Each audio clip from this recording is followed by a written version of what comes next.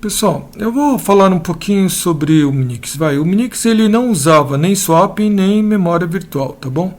A ideia era a seguinte: o Minix ele, na hora que ele faz um fork, se tem local para pôr o processo na memória, ele vai e coloca. Se não tem, deu problema, não roda. Ele não vai pegar o Minix, né, antes da versão 3.1. O Minix ele não iria pegar a memória do processo, pôr no disco, e depois do disco pôr na memória, né, mesmo que fosse a memória inteira fazendo de um lado para o outro. O Minix ele não fazia swapping, ou seja, ou ele rodava o processo porque tinha memória, ou ele não rodava o processo. Era bem simples assim. Aliás, eu acho que é bem interessante, né, do ponto de vista de aprendizado. Eu acho que é interessante sim o que o Tannenbaum fez. Mas aí o que o Minix fazia? Ele fazia o gerenciamento de memória com bitmaps. Isso ele fazia assim, tá?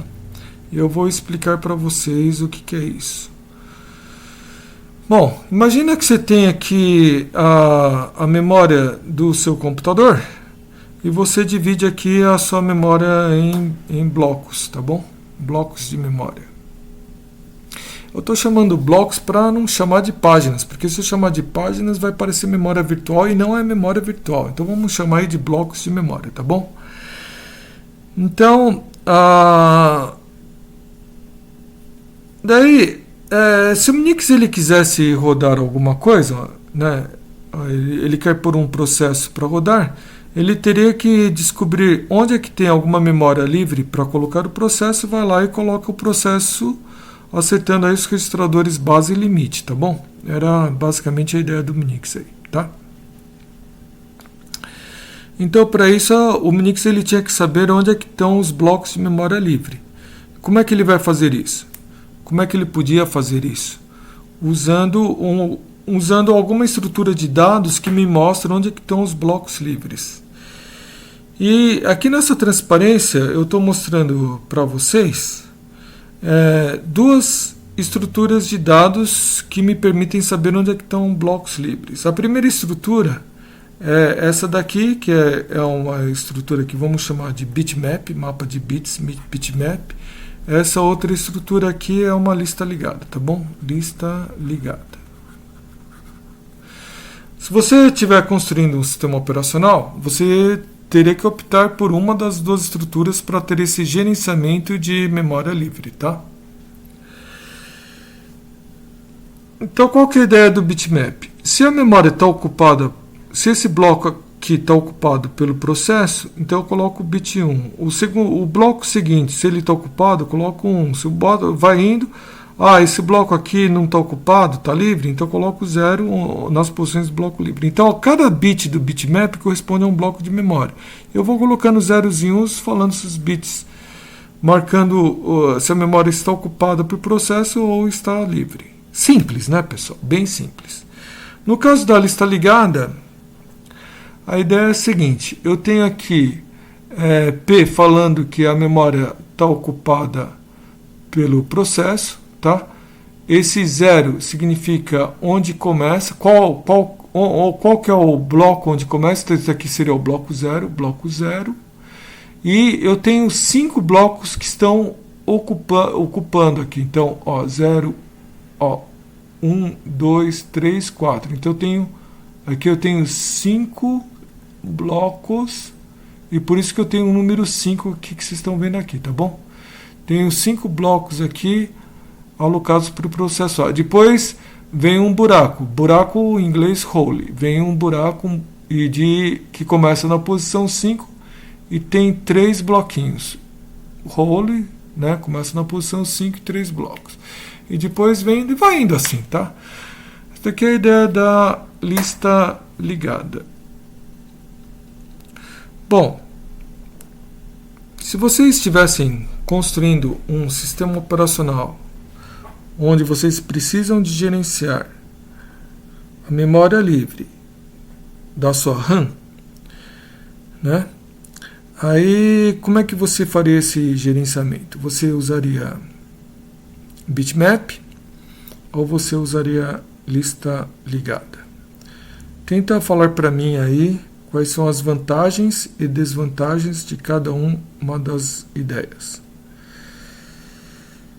Bom, eu vou tentar falar para vocês a vantagem do bitmap. A vantagem do bitmap é o seguinte, vamos supor, você acabou de fazer um fork e precisa de memória, né? Você precisa de pôr o seu processo e seu processo inteiro rodando em um certo lugar na memória. Mas vamos supor que você precisa de 4 blocos de memória para rodar o seu processo, tá? Aí, olhando o bitmap, o que você precisa? Você precisa de uma sequência de 4 zeros, certo, pessoal? Bem simples de fazer a conta, super simples. Agora, olhando a lista ligada, como é que você descobre aí uma sequência de 4 buracos? Tá vendo? Dá para descobrir, mas já é mais complicado, né? Você precisa de trabalhar mais com isso, tá bom? Tem outros problemas a lista ligada também, tá? Deixa eu ver se tem aqui um exemplo aqui. Aqui. Pessoal, vamos tentar falar aqui sobre o problema da lista ligada quando tem um processo X que terminou, tá bom? Se o processo X ele está no meio a memória dele está no meio de outros 2 processos A e B, então depois que o X roda, aí a minha lista ligada tem que repercutir essa situação. Se o processo X ele é vizinho de uma área livre, aí o role aqui né, deixado pelo X, que o X aqui vai entrar para a memória livre. Então, de alguma forma, na lista ligada, eu tenho que unir esse buraco aqui deixado pelo X com o livre que tinha antes. Tem que fazer essa união que está aqui.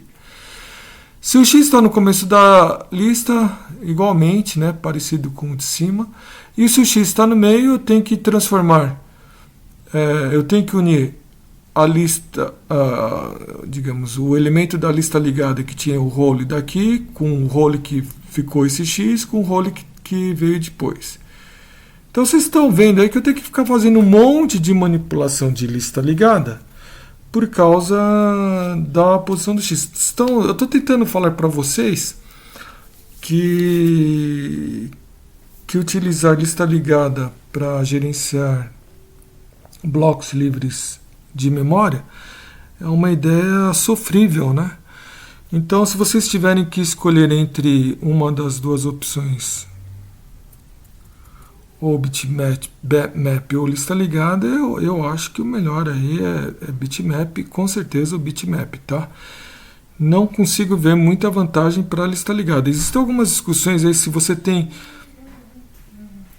tem, sabe, em casos extremos, muito pouco processo ou muito processo, daí em casos extremos pode ser até que lista ligada, sei lá, de repente ocupa menos memória do que um bitmap, mas sabe, casos esdrúxulos assim, né? No geral, o bitmap é melhor. E o Minix ele faz o gerenciamento de memória usando bitmap.